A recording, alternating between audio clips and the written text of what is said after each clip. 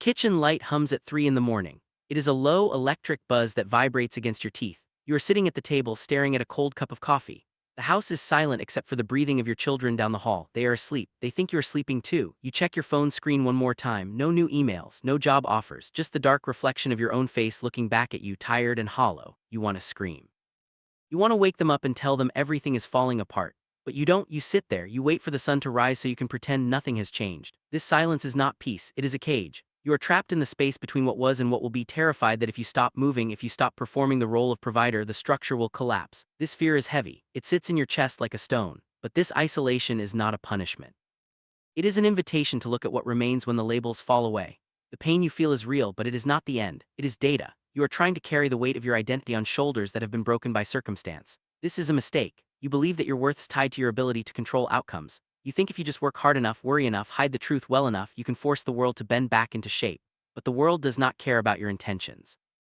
The layoff did not ask for permission. It happened, and now you are fighting a war against reality itself. This is exhausting. It is destroying you from the inside out. Marcus Aurelius knew this weight. He was an emperor ruling an empire that stretched from Britain to Mesopotamia. He had all the power in the known world, yet he spent years on campaign lines surrounded by plague and betrayal. He could not control the spread of disease. He could not stop his generals from plotting against him. He could not prevent the chaos of war. Instead of fighting these realities, he accepted them. He did not see himself as a victim of circumstance. He saw himself as part of the same fabric that created the plague and the betrayal. He practiced what we now call amor fati, a love of fate, not just tolerating it but loving it. Why? Because resistance creates suffering, acceptance creates strength.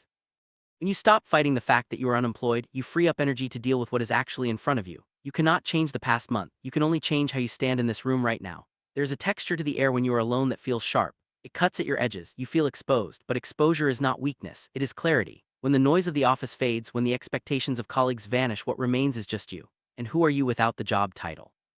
Who are you without the paycheck? This question terrifies you because you have built your life on a foundation that is cracked. But there is another way to look at this. The ground beneath you was never solid to begin with. It was sand. Now it is time to feel the dirt under your fingernails and understand what holds weight. Epictetus was born a slave. His leg was broken by his master, who twisted it until the bones snapped just to prove he owned Epictetus's body but not his mind. Epictetus did not rage against this cruelty in a way that destroyed him. He used it as fuel. He realized early on that some things are up to us and others are not. Our opinions, our desires, our aversions, these are up to us. Our bodies, our reputations, our wealth, our employment status, these are not. This distinction is the only thing that matters. If you tie your happiness to what is not yours to control, you will be a slave forever. Even if you have $1 million in the bank, even if you sit in a corner office, you will be anxious because those things can vanish overnight. And they did vanish for you. But your character, your integrity, your ability to face this fear with dignity, that is yours. No one can take that away unless you give it up. You are afraid of the silence because you think it means emptiness. It does not. It means potential.